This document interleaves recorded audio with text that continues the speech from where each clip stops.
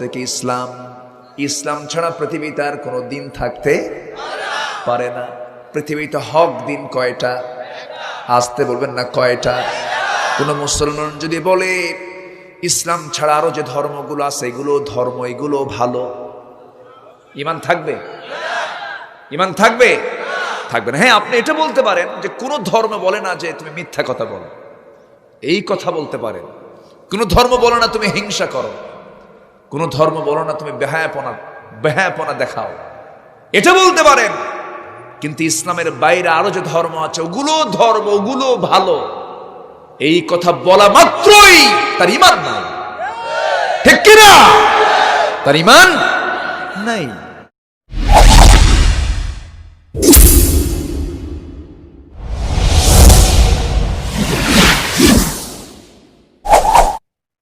أعوذ بالله من الشيطان الرجيم.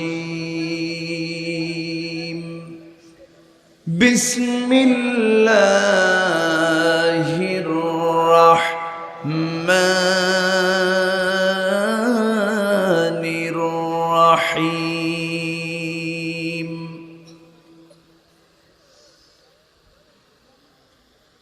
يا أيها الذين آمنوا هل أدلكم على تجارة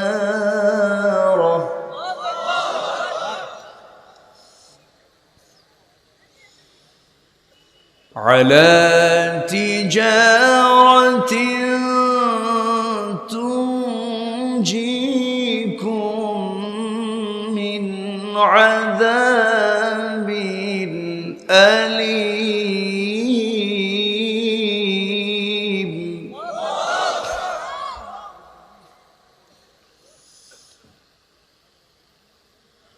تؤمنون بالله ورسوله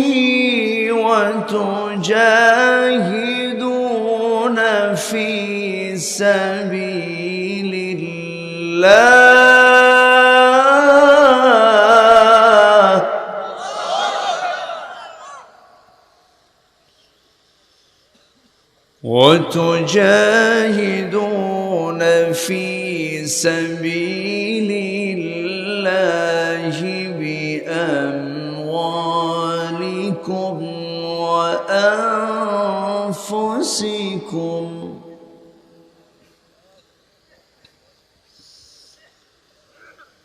ذلكم خير لكم إن كنتم تعلمون.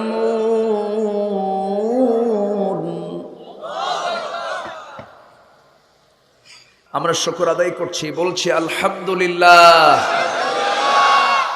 সবাই বলছে আল্লাহুম্মা ইন্নী আসআলুকা আল হুদা ওয়াত তুকা ওয়াল আফাফা ওয়াল গিনা।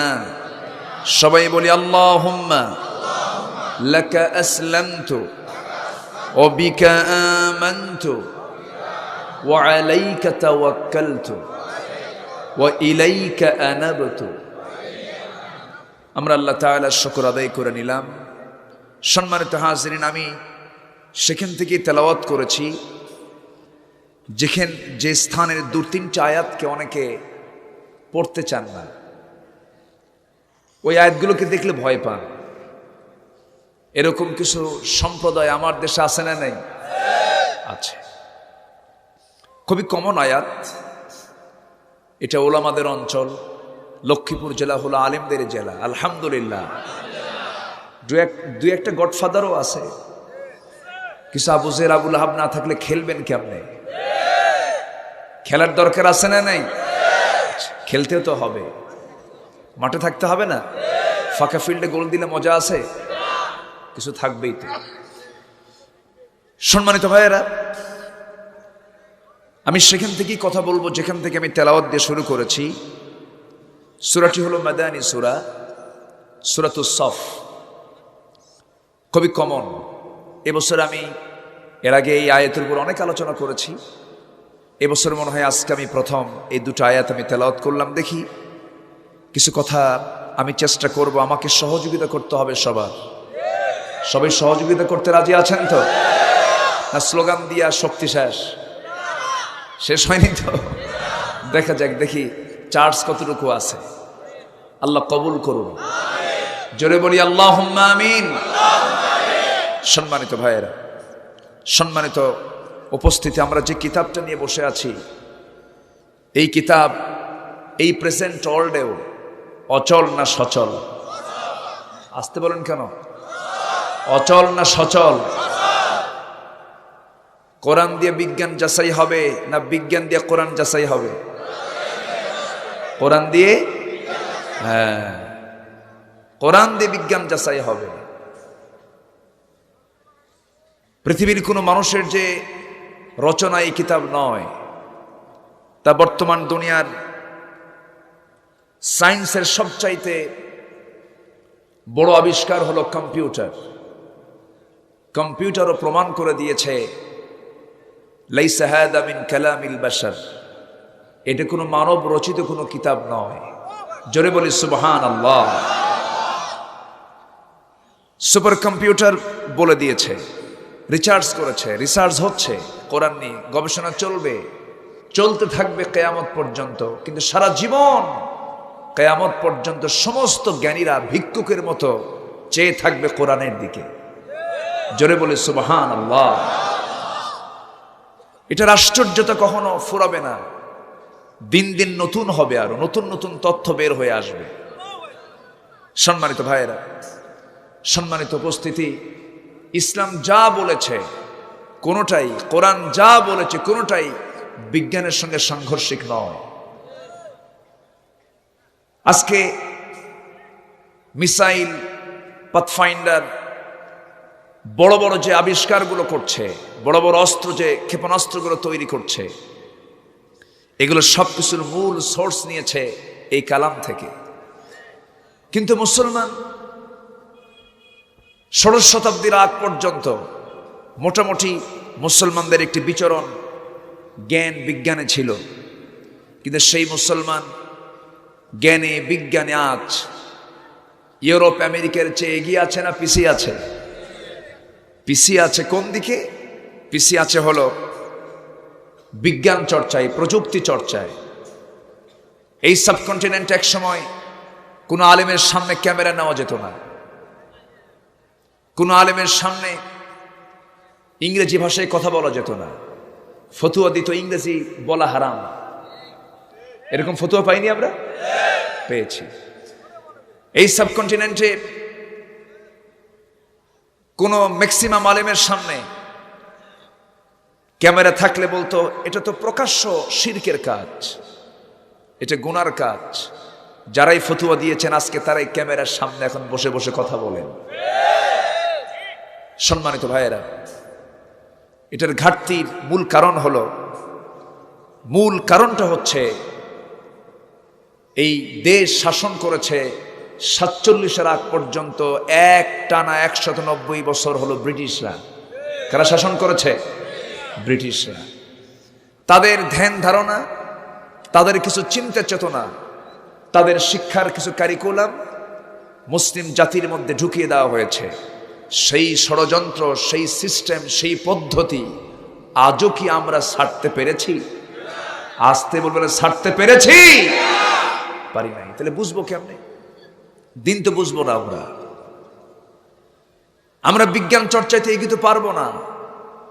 তারা আমাদেরকে পরিকল্পিতভাবে পিছিয়ে রেখেছে, তারা আমাদেরকে প্রকৃত চর্চা থেকে আমাদেরকে দূরে রেখে দিয়েছে।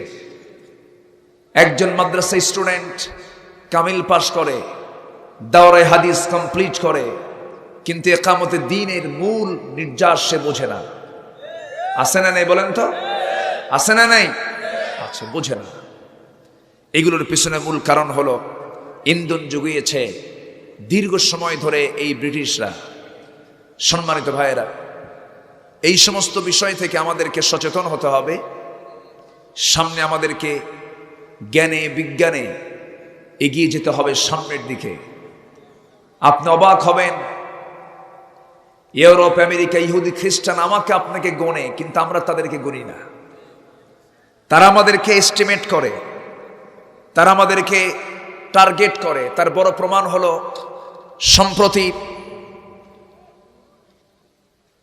সম্প্রতি ইরানের একজন সর্বোচ্চ সামরিক কর্মকর্তা কাসেম সুলাইমানিকে হত্যা করা হলো। হত্যা করা হয়নি?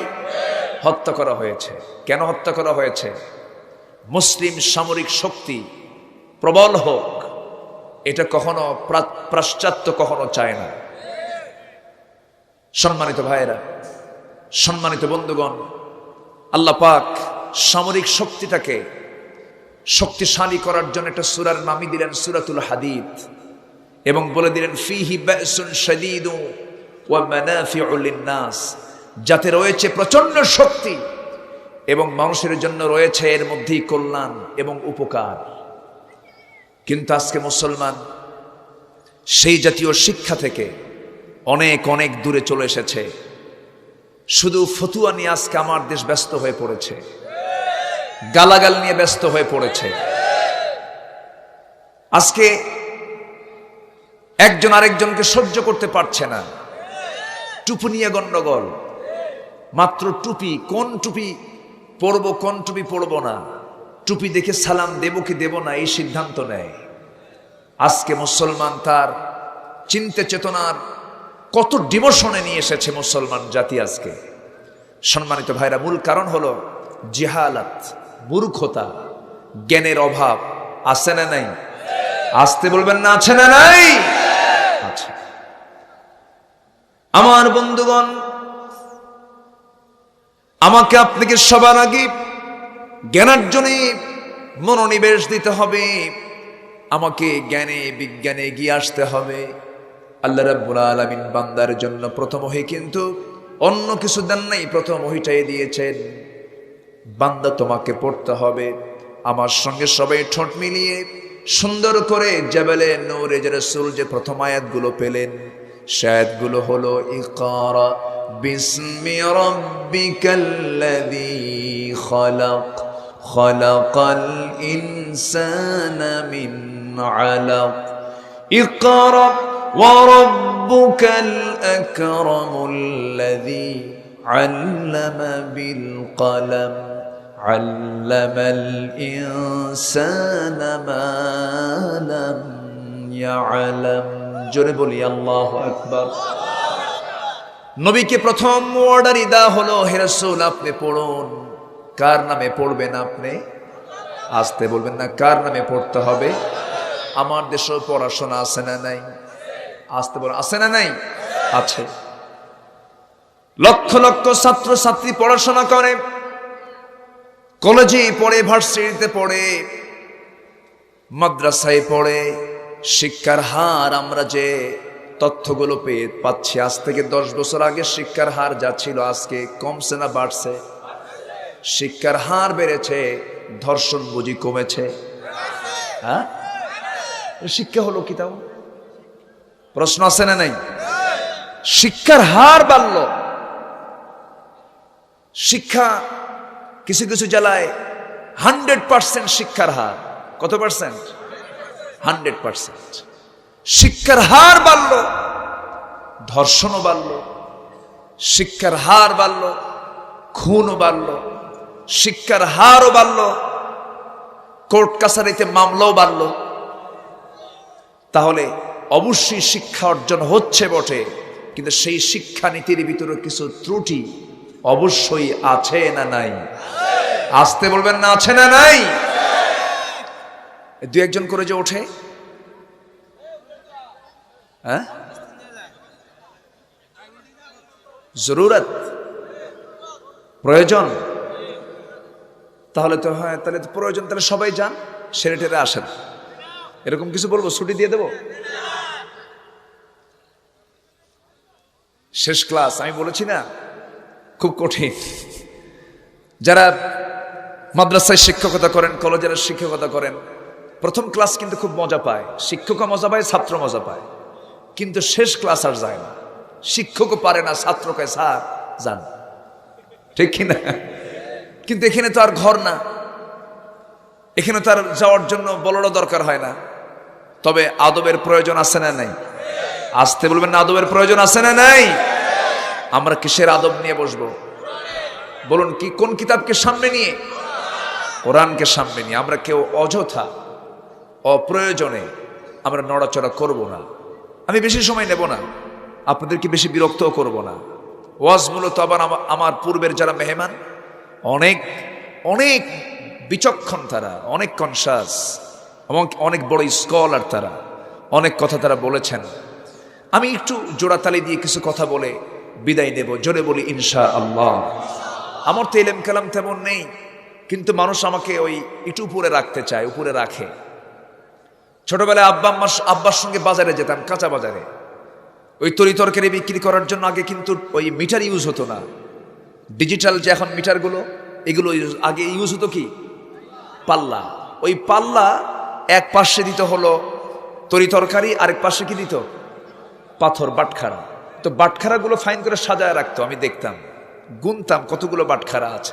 সবচেয়ে বড় ওজন যেটা 5 কেজি, ওটার নিচে 4 কেজি, তার উপরে 3 কেজি, তার উপরে 2 কেজি, তার উপরে 1 কেজি, তার উপরে 500 গ্রাম, তার উপরে 250 গ্রাম, তার উপরে 200 গ্রাম, তার উপরে এরপর 100 গ্রাম, 50 গ্রাম, উপরে কয় গ্রাম? আমি হলাম সেই 25 গ্রাম। কি কথা কে বোঝা গেল? তো এখন উপরে রাখে মানুষ, এই জন্য একটু শেষের দিকে আসতে হয়। আমি চাই একটু আগে ভাগে উঠলে আগে ভাগে শেষ করা যায়, তাহলে মানুষের আলোচনার শোনার যে একটা মনোযোগিতা, একটা আগ্রহ, স্পৃহা, এটা থেকে যায়। সম্মানিত ভাইয়েরা, আমি সময় ক্ষেপণ করছি না। শিক্ষার ভিতরে আমাদের ত্রুটি আছে না নাই? আসতে বলবেন না, আছে না নাই? নাই যদি থাকে, ঢাবির মতো একটা বিশাল বড় শিক্ষাঙ্গন ঢাকা ইউনিভার্সিটি, সেই ভার্সিটির মেয়ে ধর্ষিতা হয় কেন? আসতে কোন কেন? ঢাবির একজন ছাত্রী ধর্ষিতা হলো, সেই ধর্ষককে ধরা হলো, বিশাল মহড়া দিয়া 2 দিন পরে ধরল। এত বিশাল একজন মোস্ট ওয়ান্টেড ধর্ষক, সামনের 2টা দাঁত নাই, হ্যাঁ, নাম হলো পাগল মজনু। মজনু মানে কি? পাগল। সম্মানিত ভাইয়েরা, এটাও কেন হচ্ছে? এটারও শিক্ষার অভাব আছে না নাই? আচ্ছা, তাহলে শিক্ষা ঠিকই আছি, শিক্ষাঙ্গনও ঠিকই আছি, কিন্তু সুশিক্ষার অভাব। শিক্ষাঙ্গনও ঠিকই আছে, কিন্তু ভালো শিক্ষাঙ্গনের অভাব। শিক্ষকও ঠিকই আছে, কিন্তু ভালো শিক্ষকের অভাব। আমার দেশে এমন শিক্ষকও আছে কুকুরের মতো খাড়া হয়ে পেশাব করে, আছে না নাই? কুকুরের মতো আচরণ। আত্মশিক্ষিত নাস্তিক প্রত্যেকটি ইউনিভার্সিটিতে আপনি খুঁজে খুঁজে দেখেন, আত্মশিক্ষিত নাস্তিক এমন শিক্ষক আছে না নাই বলেন? তারা ক্লাসে যাচ্ছে, ক্লাস নিচ্ছে, মুসলমান যদি হয়ে থাকে তাদের সোহবত নিয়ে নিচ্ছে, সোহবতগুলো নিয়ে নিয়ে শিক্ষার পাশাপাশি নাস্তিক্যবাদের চেতনাগুলো লালন করছে। ওগুলো সমাজের জন্য, ইসলামের জন্য ক্ষতি সাধন করছে। এই জন্য আমার বন্ধুগণ, আল্লাহ যে তার রাসূলকে প্রথম বললেন আপনি পড়ুন, সেই পড়াটা নিশ্চিত করার জন্য আগে সিদ্ধান্ত নিতে হবে কার নামে পড়বো আমরা। আসতে বলবেন না, কার নামে পড়বো? আল্লাহর নামে পড়তে হবে। আমার ভাইরা, আল্লাহ বান্দাকে জ্ঞানী হতে বলছেন। আল্লাহ বান্দাকে আল্লাহকে চেনার জন্য বারবার বলছেন। আল্লাহ এক জায়গায় সুন্দর করে বলছেন, বান্দাকে আগ্রহ ভরে এদিকে ফিরে আসার জন্য বলছেন, আফালা ইয়াতাদাব্বারুনাল কুরআন আম আলা কুলুবিন আকফালুহা। মানুষের কি হলো, তোমাদের কি হলো? তোমরা কোরআনটাকে নিয়ে গবেষণা করো না। কোরআন তো শুধু নামাজের জন্য নয়, এই কোরআন দিয়ে গবেষণার কাজে ইউজ করতে হবে। এটাকে রিসার্চের জন্য রেখে দিতে হবে। এটা থাকবে সায়েন্স ল্যাবরেটরিতে, এটা থাকবে মেডিকেলের ক্লাসে, এটা থাকবে শিক্ষকের প্রথম শিক্ষার মাধ্যম হিসাবে। এবং প্রতিটি শিক্ষার ভিতরে যতগুলো সিলেবাস থাকবে, যতগুলো সাবজেক্ট থাকবে, সবার জন্য এই কোরআন নামক সিলেবাসটা ফরজ করে দিতে হবে। কি আসতে বলেন কেন? কিন্তু যারা আজকে শিক্ষার ডিপার্টমেন্টে আছেন তাদের দ্বারা কি এই কাজ করা সম্ভব? আসতে বলেন কেন? তাদের দ্বারা কি এই কাজ করা সম্ভব? তাহলে আমি যে ওয়াজগুলো করতেছি, এই ওয়াজ কি তারা কাজে লাগিয়ে তারা কি এটার বাস্তবায়ন করবে? করবে না। যারা করবে, যারা করতে চায়, তাদের পক্ষে আমাদের কাজ করার দরকার আছে না নাই? আসতে বলবেন না, আছে না নাই? এই জন্য একটা টিম থাকতে হবে, এটা সংঘবদ্ধ শক্তি থাকতে হবে, এটা সংঘবদ্ধতা নিয়ে চলতে হবে। সেই সংঘবদ্ধ শক্তি হবে কার দল? আসতে বলবেন না, কার দল? এবং সেই দলকে নিয়ে আল্লাহ বলছেন, চিন্তা করো না, আলা ইন্না হিজবাল্লাহি হুমুল গালিবুন, সাবধান, হতাশ হয়ো না, আমার দলটা, আমার নামের যে দল, আল্লাহর দলই হবে বিজয়ী দল। জোরে বলে সুবহানাল্লাহ। হয়তো আজকে আমরা একটু চাপে আছি, হয়তো আজকে আমরা হয়তো একটু বেকায়দায় আছি, হয়তো আমাদের দ্বারা আমাদের কিনে আজকে ষড়যন্ত্রের জাল বুনন করা হচ্ছে। কিন্তু এই চাকা একভাবে থাকবে না, এই চাকা ঘুরে আমাদের পক্ষে একদিন দাঁড়াবে। দাঁড়াবে না? দাঁড়াবে না? সাহায্যের জন্য কে আছেন? আমি সূরা সফ থেকে তেলাওয়াত করেছি, যেখান থেকে তেলাওয়াত করেছে তার দুটো আয়াত আগে আল্লাহ পাক এক জায়গায় সুন্দর করে বলছেন, আল্লাহ রাব্বুল আলামিন কাফিরদের ষড়যন্ত্র এবং আল্লাহর নুসরাত, আল্লাহর সাহায্য নিয়ে সুন্দর করে বান্দাকে স্পষ্ট করে জানিয়ে দিচ্ছেন, বান্দা শোনো, ইউরিদুনা লিইউতফিউ নূরাল্লাহি বিআফওয়াহিহিম ওয়াল্লাহু মুতিম্মু নূরিহি ওয়ালাউ কারিহাল কাফিরুন। জোরে বলি আল্লাহু আকবার। কাফেররা চায় মুখের ফুৎকারে আল্লাহর দ্বীনকে নিভিয়ে দেবে, মানে ঠনকো মনে করে আল্লাহর দ্বীন বুঝে আমরা মুখের ফুৎকারে নিভাইয়ে দেব না। তোমরা মুখের ফুৎকারে নিভাইয়ে দিতে পারবে না, কারণ ওয়াল্লাহু মুতিম্মু নূরিহি ওয়ালাউ কারিহাল কাফিরুন। আল্লাহ তার সেই দিনটাকে পরিপূর্ণতার চূড়ান্ত শিখরে পৌঁছায় দিবেন কে? আসতে বলবেন না, কে? আর সেই কাজ করবে কে? হ্যাঁ, কাজ করবে কে? আমরা কাজ করব, আল্লাহ সাহায্য করবেন, আমরা দায়িত্ব পালন করব। কারণ আল্লাহ রাব্বুল আলামিন বান্দাকে দুনিয়াতে কি জন্য পাঠিয়েছেন, কেন পাঠিয়েছেন? আমার বন্ধুগণ, এর পরের আয়াতে আল্লাহ রাব্বুল আলামিন রাসূলকে আগে কেন পাঠানো হলো আগে স্পষ্ট করে জানিয়ে দিচ্ছেন, হুয়াল্লাযী আরসালা রাসূলাহু বিল হুদা ওয়া দীনিল হাক্কি লিইয়ুযহিরাহু আলাদ-দীনি কুল্লিহি ওয়ালাউ কারিহাল মুশরিকুন ওয়া কাফা বিল্লাহি শাহীদা। জোরে বলি আল্লাহু আকবার। এই আয়াতটা তিন ভাবে তিন জায়গায় এসেছে। রাসূলকে আল্লাহ পাক কেন দুনিয়াতে পাঠালেন? খানকা বানানোর জন্য নয়, মুরিদ প্রোডাকশনের জন্য নয়। আমার দেশে মুরিদের প্রোডাকশন আছে না নাই? আমার দেশে পীর বেশি না মুরিদ বেশি? এখন পীর কিন্তু বেশি, মুরিদের প্রোডাকশন হয়, কিন্তু মুরিদের ভোট পীর নিজেই পায় না। ঠিক কিনা বলেন? লক্ষ লক্ষ মুরিদ, কিন্তু নির্বাচনে যখন দাঁড়ান তার জামানত থাকে না। আপনার কেমন মুরিদ? আপনাকে তিনি রায় দিলেন না, শুধু আপনাকে রেখে দিয়েছেন বাপ মার দোয়ার জন্য রেখে দিয়েছেন। হুজুর আপনি আমার বাপ মার জন্য দোয়া করবেন। আমার ভাইরা, আল্লাহ পাক আমার রাসূলকে শুধু খানকা শরীফ বানানোর জন্য পাঠান নাই, দরবার খোলার জন্য পাঠান নাই। আল্লাহ তার হাবিবকে কেন পাঠিয়েছেন? আল্লাহ তার হাবিবকে পাঠিয়েছেন এই জন্য যেন তিনি দুনিয়ার সমস্ত তৈরি করা মতবাদকে যেন পরাজিত করে যেন সেই জায়গায় আল্লাহর দ্বীনকে বিজয়ী করতে পারেন। একটু আস্তে বলি সুবহানাল্লাহ, জোরে বলি সুবহানাল্লাহ। বিজয়ী করতে গেলে শুধু দোয়া করে আসবে নাকি? শুধু দোয়া করে আসবে? শুধু দোয়ার জন্য হুজুর আছে না নাই?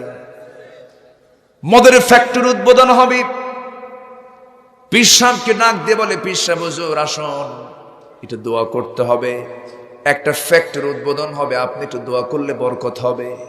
পীর সাহেব দোয়া করে, আল্লাহ এই মদের ফ্যাক্টরিতে তুমি আল্লাহ বরকত দিয়ে দাও। আছে না এরকম দোয়ার জন্য কিছু হুজুর আছে না নাই? ওরা সব এক জায়গায় হয়েছে, ওরা চায় এদেশের তাফসীর মাহফিলকে বন্ধ করতে।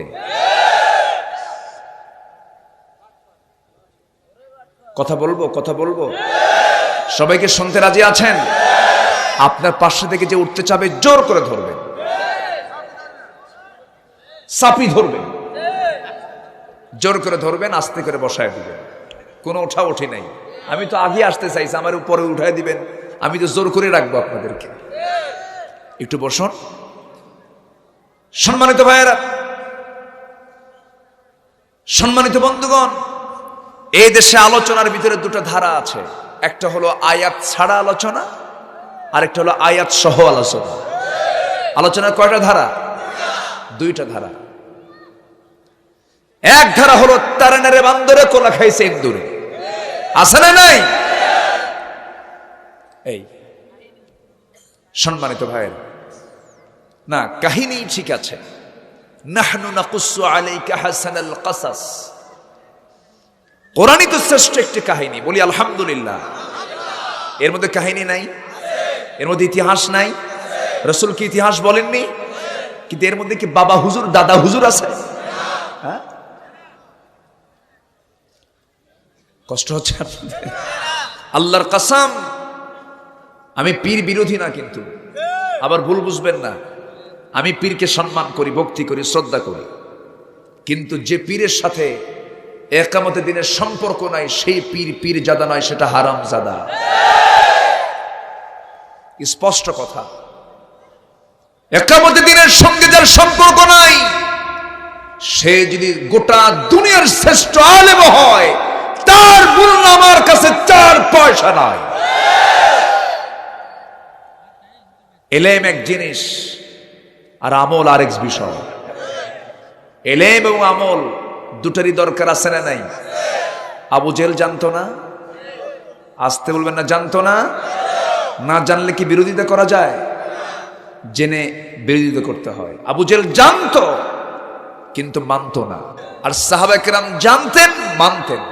সুবহানাল্লাহ। সাহাবা কেরামের স্বভাব ছিল সামিআনা ওয়া আতা'না, আর কাফির মুশরিকদের আচরণ ছিল সামিআনা ওয়া আসাইনা, শুনলাম মানলাম না। তারা শুনেছে, আবু জেহেল কম শোনে নাই। আমার নবীর ওয়াজ বহু শুনছে আবু জেহেল। ওয়াজ শুনতে শুনতে গোটা রাত চলে গেছে। আবু জেহেল তো মেধাবী ছিল, আবু জেহেল এত মেধাবী ছিল, তার প্রখর মেধা ছিল। অসৎ নেতৃত্ব দেওয়ার জন্য যতগুলো খারাপ গুণ দরকার সব গুণ তার মধ্যে ছিল। গুণের কোনো অভাব ছিল না, কিন্তু গুণ সেটা বদগুণ। কি গুণ? তার মধ্যে একটা বদগুণ ছিল, শ্রেষ্ঠ একটা গুণ হলো বাজারে যেত, কোনো পণ্য কিনলে তার দাম দিত না। খুব ভালো গুণ। এরকম নেতা তো বাংলার জমিনে নাই, আছে না নাই? ওটা আবু জেহেলের নাতি।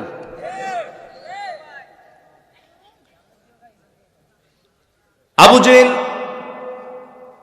তার স্বভাব চরিত্রের ভিতরে যত নোংরামি সব তার মধ্যে ছিল। মদের আসরে বসে যেত, জেনার কারবারে চলে যেত। রাসূল বললেন মদ হারাম, মদ্যপান করা যাবে না, মদ আল্লাহ পাক হারাম করে দিয়েছেন, জেনাটার কাছে চাওয়া যাবে না।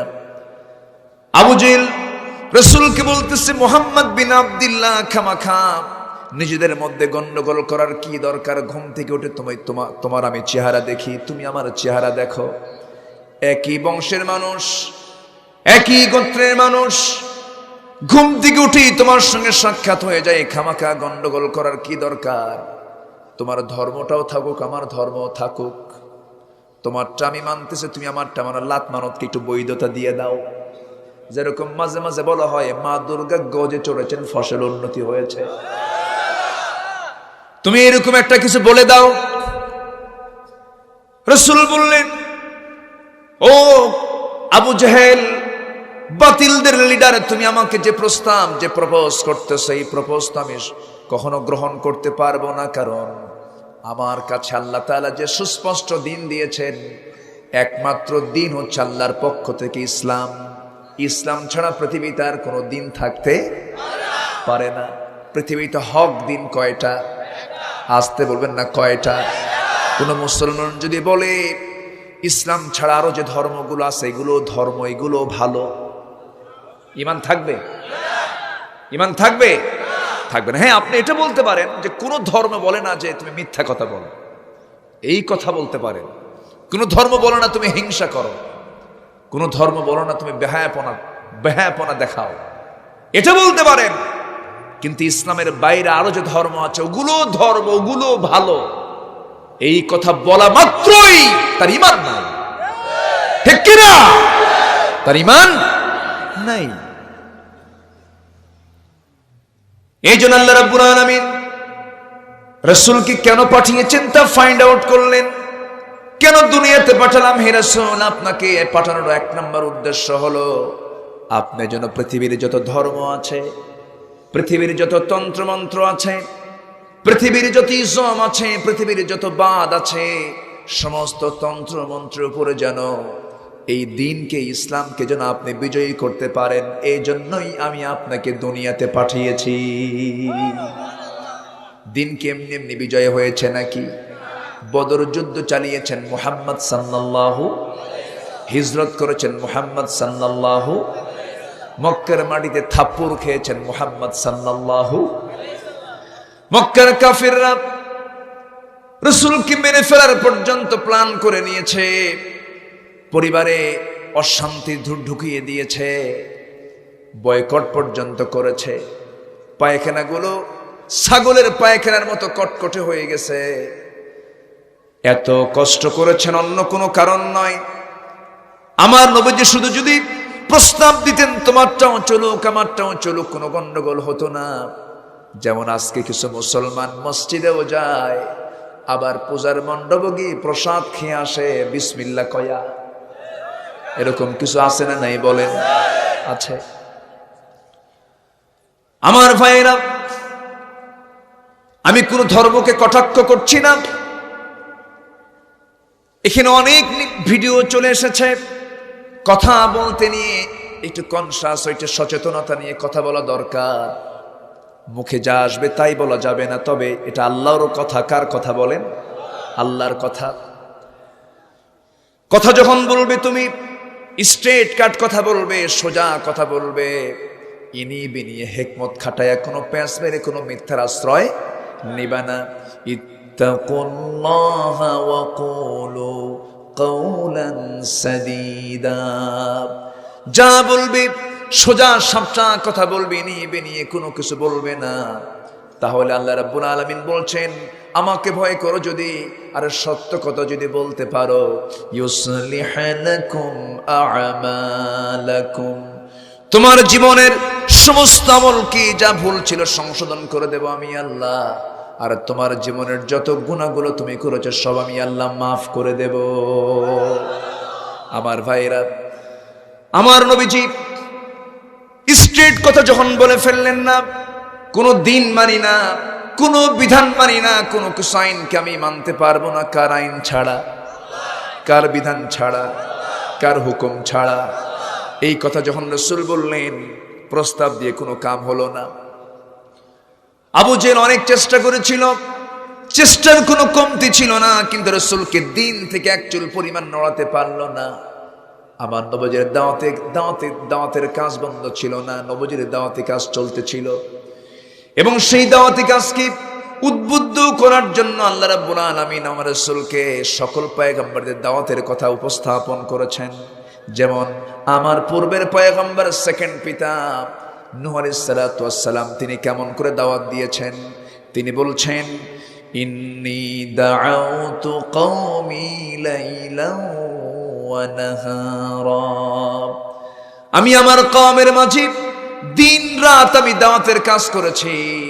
কিন্তু দাওয়াতি কাজ করেছেন তিনি 900 বছর, বউ পর্যন্ত ঈমান আনে নাই, বউ ঈমান আনে নাই। আল্লাহ তো বান্দার ফলাফল দেখবেন না, আল্লাহ বান্দার দেখবেন প্রচেষ্টা। কি দেখবেন? প্রচেষ্টা দেখবেন। আমার নবীকে সান্ত্বনা দিয়ে বলা হয়, হে রাসূল আপনি হতাশ হবেন না, নিরাশ হবেন না। আপনার আগের পয়গম্বরদেরকে 2 টুকরা করে দুনিয়া থেকে বিদায় করে দেওয়া হয়েছে, আগুনে ফেল নিক্ষেপ করা হয়েছে, নবীর মাথা কেটে নারীর শান উপহার দেওয়া হয়েছে। আপনি কোনো চিন্তা করবেন না, আপনি আপনার কাজ চালিয়ে যান। আমার নবীজি কাউকে ভয় পেয়েছেন নাকি?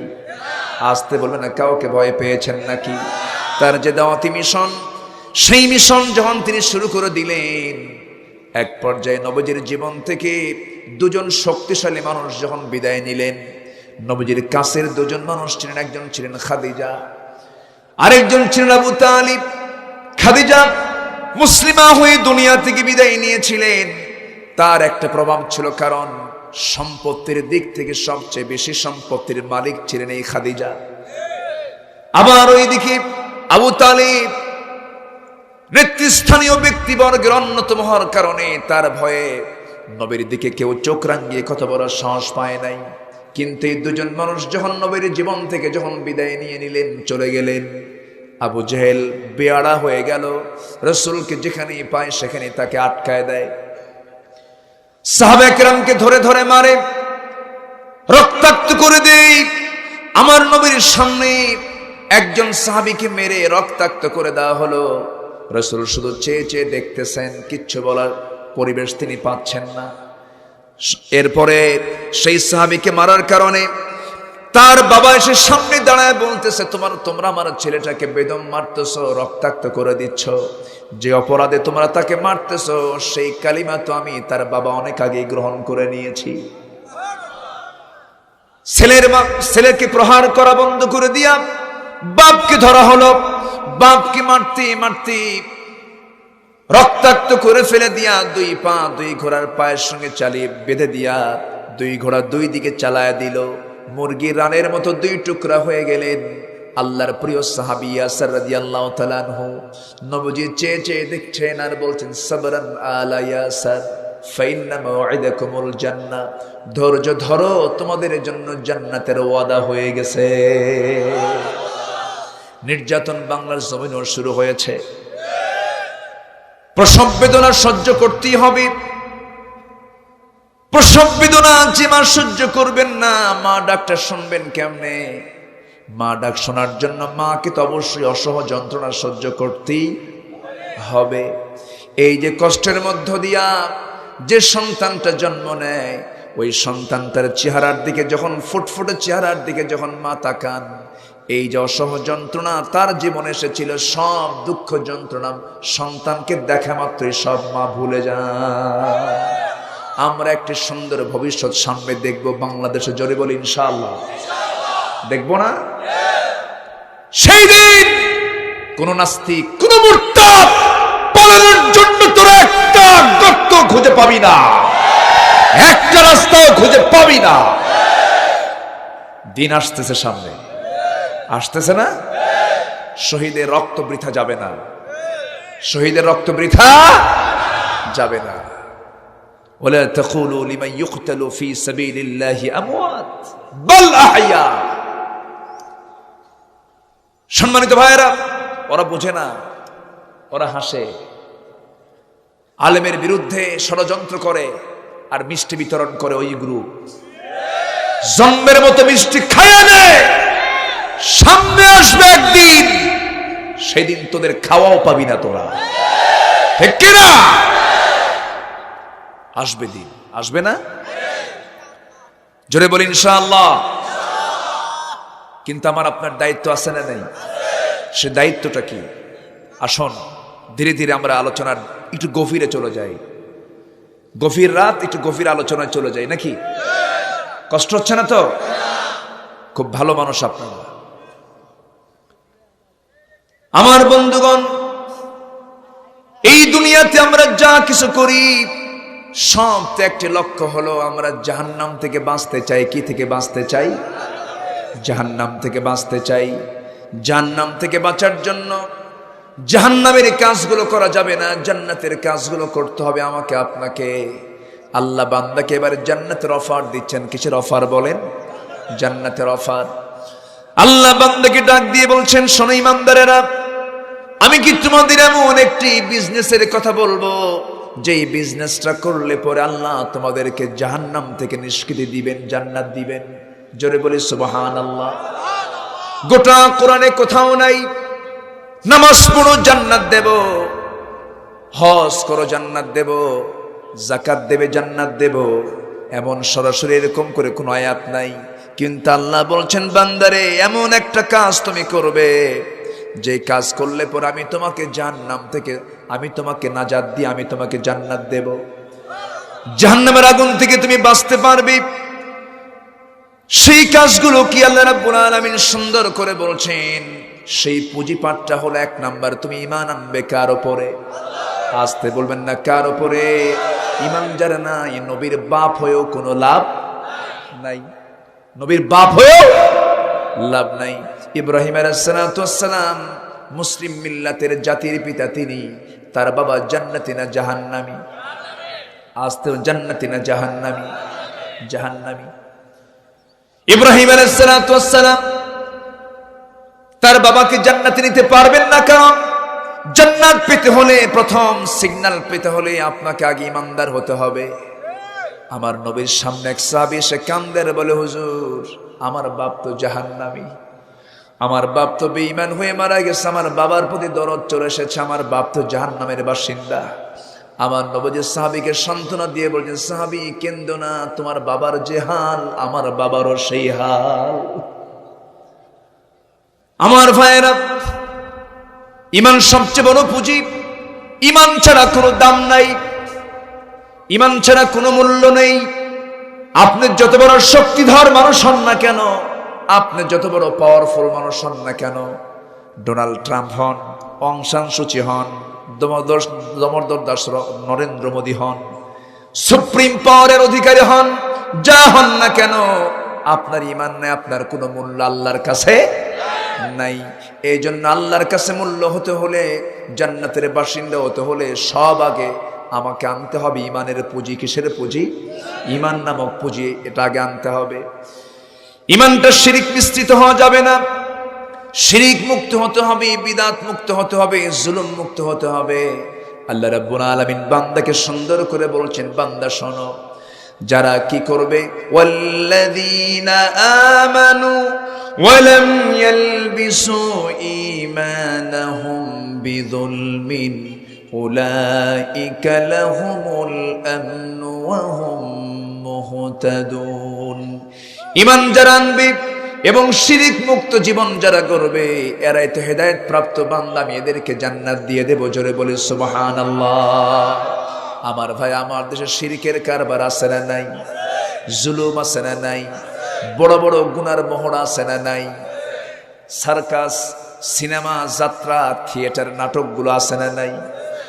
আফসোস লাগে, এই কোরআনের মাহফিলগুলো হয়, আলেমদের মধ্যে মাঝে মাঝে একটু ভুল বোঝাবুঝি হতেই পারে, হয় না? মানুষ তো মানুষ কিনা, ভুল বোঝাবুঝি হতেই পারে। ডাক্তারের ভুল ডাক্তার ধরবেন, কোনো আপত্তি নাই। ইঞ্জিনিয়ারের ভুল ইঞ্জিনিয়ার ধরবে, কোনো সমস্যা নেই। একজন শিক্ষিত মানুষ আরেকজন শিক্ষিত মানুষকে সংশোধন করে দেবে, সমস্যা নাই। একজন আলেমের ভুল আলেম ধরবে, আমরা কোনো বাধা দেব না, আপনি ভুল ধরেন। কিন্তু আলেমের ভুল ধরতে আসে আজকে রাস্তার নর্তকী, ঠিক কিনা? রাস্তার নর্তকীরা আজকে আলেমের ভুল ধরতে আসে।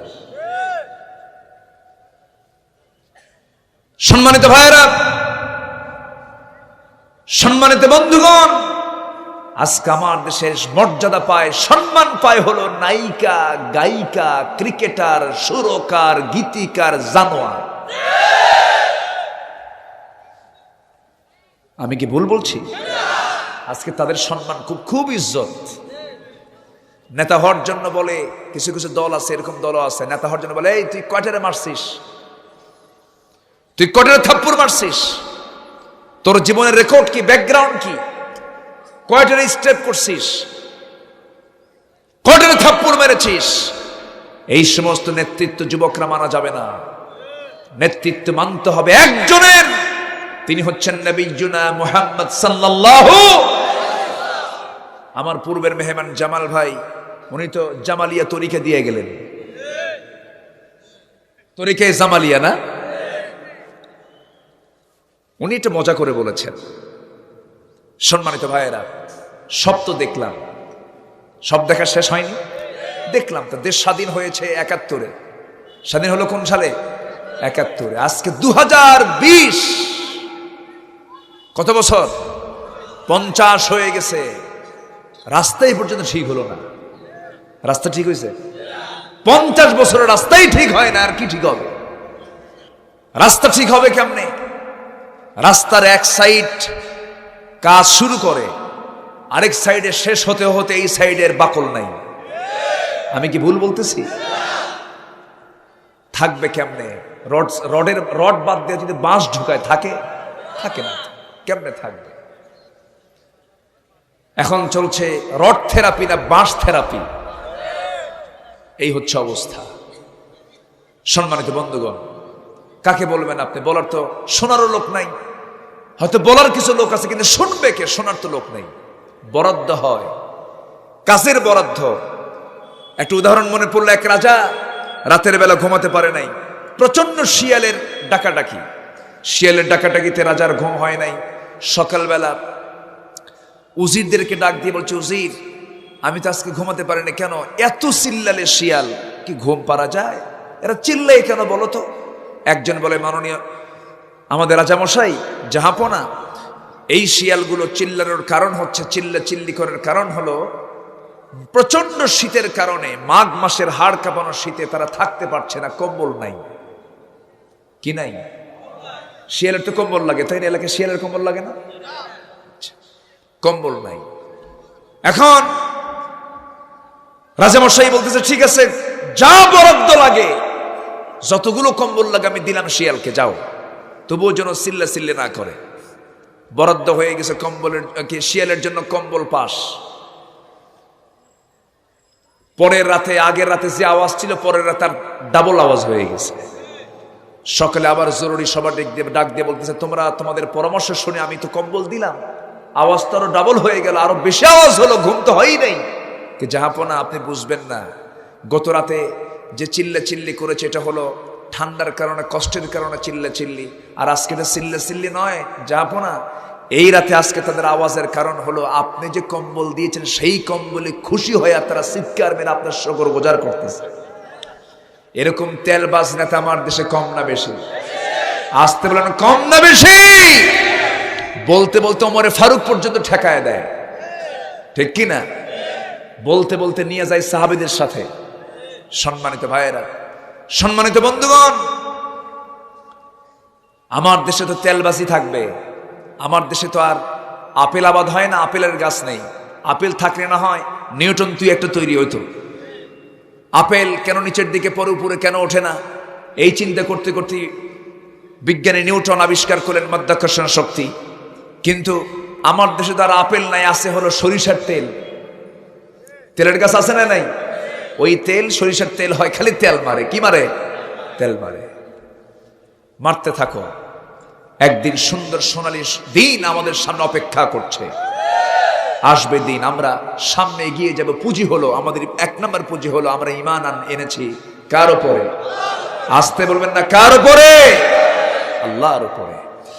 আল্লাহ বললেন, ঈমান আনবি, রাসূলের প্রতি ঈমান আনবি।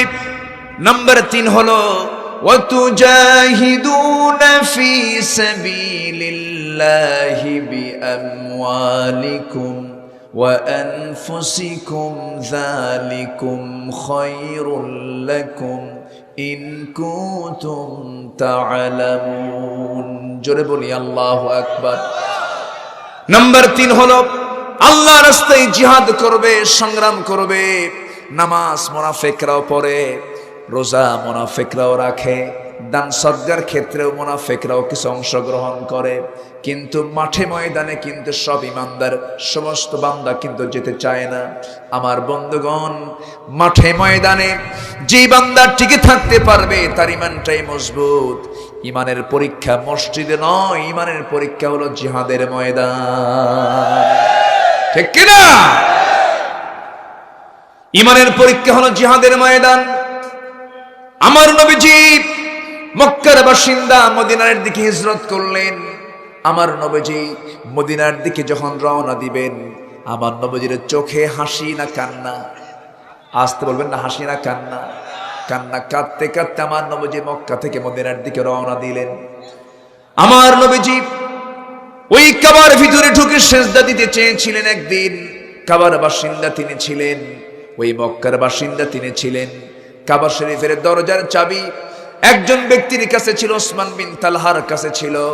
ওসমান বিন তালহাকে বলেন, ওসমান, আমাকে চাবিটা দিলে পরে আমি আমার হৃদয় থেকে আমি কাবার ভিতরে ঢুকে আল্লাহকে সেজদা দিতে চাই, তুমি আমাকে চাবিটা দেবে নাকি?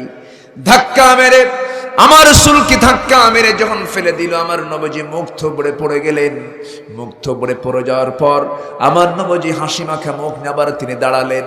দাঁড়িয়ে বলছেন, ওসমান বিন তালহা, আজকে তোমাদের ক্ষমতা আছে, দাপট আছে, এজন্য আমাকে ধাক্কা মেরে জমিনে ফেলে দিলা। কাবার চাবি চেয়েছে, এটাকে অপরাধ মনে করে। তুমি কি জানো ওসমান, যে চাবি আজকে তোমার হাতে দেখতে পাচ্ছ, ওই চাবি আল্লাহ একদিন আমার হাতে তুলে দিবে। জোরে বলে সুবহানাল্লাহ, আরো জোরে বলে সুবহানাল্লাহ। হকের বিজয় দিবেন কে? আসতে বলবেন না, কে দিবেন? আল্লাহ দিয়ে দিবেন। ওসমান বিন তালহা আশ্চর্য হয়ে গেল। ওসমান বিন তালহা বলতেছে, মুহাম্মদ যা বলে তা তো সত্যই বলে। আস্তে করে এবার বলছে, মুহাম্মদ বিন আব্দুল্লাহ, আমি তোমাকে কাবার চাবিটা দেব, কিন্তু শর্ত আবু জেল যেন না জানে, কেনা জানবে না। আমার নবীজি কাবার চাবিটা হাতের মধ্যে নিলেন।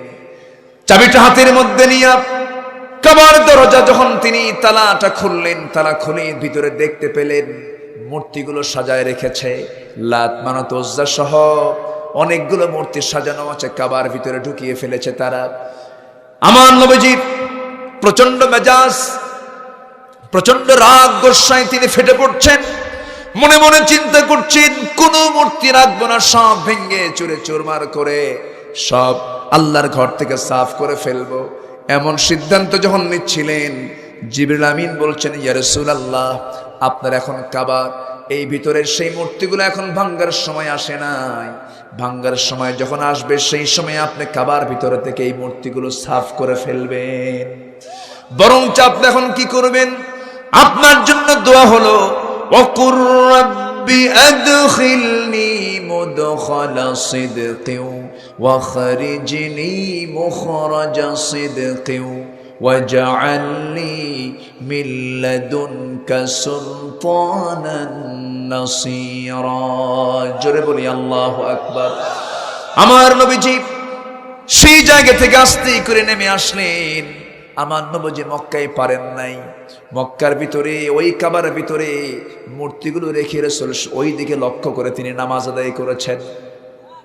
আমার ভাইয়েরা, কেন পারলেন না? কি জন্য পারলেন না? কারণ শুধুমাত্র উপদেশ দিয়ে কথা বলে এগুলো তো বন্ধ হবে না। শেষ পর্যন্ত আমার নবীকে যখন অবাঞ্ছিত ঘোষণা করে ফেললো, আমার নবীজি মক্কার মাটিতে আর টিকতে পারলেন না। মদিনার পথে তিনি হিজরত করলেন। সাহাবীরাও সঙ্গে সঙ্গে হিজরত করলেন। কেউ ব্যবসা ছেড়ে দিলেন, কেউ বাণিজ্য ছেড়ে দিলেন, কেউ বউ বাচ্চা রেখে সবকিছু রেখে নবীর টানে, আল্লাহর দিনের টানে মদিনায় হিজরত করলেন। মদিনায় অবস্থানের 1 বছরও যেতে না যেতেই আবু জেহেলের সিদ্ধান্ত হলো, যেমন করে হোক মুহাম্মদ বিন আব্দুল্লাহকে যদি লম্বা টাইম দিয়ে দেওয়া হয়, সে তো আমাদের উপরে চড়াও হয়ে যাবে, সে আমাদেরকে পরাজিত করবে। বিশাল শক্তি সঞ্চয় করে নিয়ে আবু জেহেল রওনা করলো রাসূলের দ্বীনকে নিভিয়ে দেওয়ার জন্য। বদর প্রান্তর পর্যন্ত চলে এসেছিল, কিন্তু সেই বদর প্রান্তরে সাহাবায়ে কেরাম ওয়াতুজাহিদুনা في سبيل الله بأموالكم وأنفسكم ذلكم خير لكم إن كنتم تعلمون আমার নবীজি শুনতে পেলেন আবু জেহেলের দলের লোকেরা 1000 সৈন্য নিয়ে লোহিত সাগরের পার্শ্ব দিয়ে তারা চলে আসতেছে, কাছাকাছি চলে আসছে, বদর প্রান্তর পর্যন্ত পৌঁছে গেছে। আমার নবীজি সৈন্য সংগ্রহ করলেন। ছোট্ট 2টা বাচ্চা, আফরার ছেলে দয় মদিনার 2টা ছেলে এসে নবীর সামনে এসে বলে, হুজুর শুনলাম জিহাদের ডাক আসছে, আমরাও জিহাদে যাব। ও তুজাহিদুনা ফি সাবিলিল্লাহ, আমরা যুদ্ধে যাব। নবীজি মুস্কি মুস্কি হাসি মেরে বলছেন, ও ছোট্ট ছোট্ট বাচ্চারা, তোমরা কেমনে যাবে? তোমরা কেমনে যাবে? যুদ্ধ করবে, শক্তি নাই তোমাদের, তরবারি তোমরা নিতে পারবা না। সঙ্গে সঙ্গে ছোট্ট 2জন বলে, ইয়া রাসূলুল্লাহি, আমাদের 2জনকে কুস্তি লাগায় দেন, আমরা 2জনের মধ্যে যে পারবো তাকে আপনি যুদ্ধের পারমিশন দিবেন, অন্তত একজন যাই যুদ্ধে।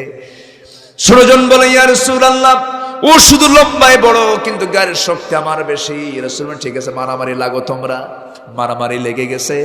বড়জন ছোটজনকে নিচে ফেলে দিয়েছে। ছোটজন চোখের ভাষায় বলছে, ভাইরে তুমি আমার চেয়ে বয়সে বড়, শক্তিতে বড়, আমি তোমার সঙ্গে পারবো না এটাই জানি, তবে তুমি একা একা যাবে কেন? তোমার গায়ের শক্তি একটু কমায় দাও, তোমার বুকের উপরে একটাবার উঠে বসে বুঝায় দেই কোন অংশ আমি তোমার চেয়ে কম নই। রাসূল টের পেয়ে গেলেন, মুস্কি মুস্কি হাসেন, কিন্তু চোখের কোনা বেয়ে টপ টপ করে পানি বের হয়। আমার নবীজি ছোট্ট 2টা বাচ্চাকে কোলের মধ্যে নিয়ে আল্লাহর কাছে দোয়া করছেন, আল্লাহ তাআলা এদের গায়ের শক্তি নাই কিন্তু ঈমানের শক্তি আছে। তুমিনুনা বিল্লাহ, ঈমানের শক্তি আছে, ঈমানের জোর আছে, আল্লাহ পারমিশন দিয়ে দিলাম। এবার রাসূল বলছেন, ছোট্ট বাচ্চা আফরার ছেলেরা, তোমরা যুদ্ধে কেন যাবে? বলতেছে, ইয়া রাসূলুল্লাহি, আমরা যুদ্ধে যাব, সবার সঙ্গে যুদ্ধ করার ইচ্ছা আমাদের নাই, আমরা যুদ্ধ করব শুধু একজনের বিরুদ্ধে। কে? আবু জেহেলকে আমরা হত্যা করব। কেন? আবু জেহেল আপনাকে দারুণ কষ্ট দিয়েছে। জোরে বলি সুবহানাল্লাহ। আবু জেহেল আপনাকে দারুণ কষ্ট দিয়েছে। আমার নবীজি শুনে খুশি হয়ে গেলেন।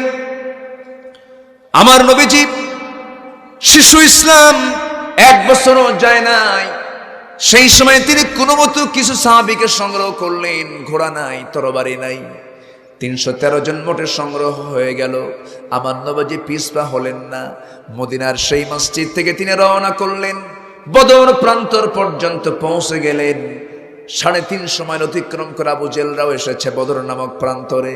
আমার নবীজি যে জায়গায় দাঁড়ানো, সেই জায়গাটা ছিল বালুর জায়গা। আমি নিজের চোখে দেখে এসেছি, অনেকবার গিয়েছি আমি সেখানে। গেলে পরে, স্থান দেখলে পরে ঈমানটা মরে যায় না, তাজা হয়, তাজা হয়, ঈমানের চেতনা লালন হয়, ঈমানের চেতনা উজ্জীবিত হয়ে যায়, চেতনাটা জেগে জেগে ওঠে। বালুর পাহাড় সেখানে, সেই বালুর পাহাড়ের পাশে সাহাবা একরাম দাঁড়িয়েছিলেন, পদব্রজে যাচ্ছিলেন তারা, পা গুলো ডেবে যায়, হাঁটতে পারে না। সাহাবীরা বলছেন, ইয়া রাসূলুল্লাহি, যুদ্ধ করতে আসছি আমরা আল্লাহর পথে, আল্লাহর সাহায্য কখন আসবে? আমরা তো হাঁটতে পারি না, আমাদের জায়গা হলো বালুর জায়গা, কদমটা দুর্বল, আপনি একটু দোয়া করে দেন। আমার নবীজি হাত তুলে দোয়া করলেন। আকাশে ঘন মেঘ জমা হলো, বৃষ্টি নাজিল হলো। অপরদিকে কুরাইশরা ছিল আঠাল মাটির জায়গায়, শক্ত মাটি, ঘোড়ার পিঠে তারা বসা ছিল। যখন বৃষ্টি নাজিল হলো, বৃষ্টি আসা মাত্রই বালুর মাটিতে যখন পানি পড়ে তখন শক্ত হয়ে যায়। আঠাল মাটিতে পানি পড়লে পরে বুঝি আরো শক্ত হয়, কাদা হয়ে যায়, পিছলা শুরু হয়ে গেল। ওদের ডিসফেভারে চলে যাচ্ছে, মুসলমানদের ফেভারে চলে আসতেছে। ওয়ালাকাদ নাসারাকুমুল্লাহু বিবাদরিন ওয়া আনতুম আযিল্লাহ, আল্লাহ সাহায্যের হস্ত প্রসার করে দিলেন। কারণ বান্দা যখন জিহাদের ময়দানে ঝাঁপিয়ে পড়বে, বান্দার শক্তি দিয়ে শুধু জয় হবে না, আল্লাহর সাহায্য ছাড়া। জোরে বলেন ঠিক কিনা? আমাদের সাহায্যকারী কে? ইয়াকুম মিনকুম 20 সাবিরুন ইয়াগলিবু 200, 20 জন তোমরা হবে ইমানদার, 200 জনের উপরে তোমরা বিজয়ী হবে। কার কথা? কার কথা? সেই আল্লাহর দ্বীনকে বাংলার জমিনে বিজয়ী করার জন্য জান মাল কোরবান দিতে কি সবাই রাজি আছেন? সবাইকে রাজি আছেন? একটু হাত উঁচু করে একটু তাকবীর দেন।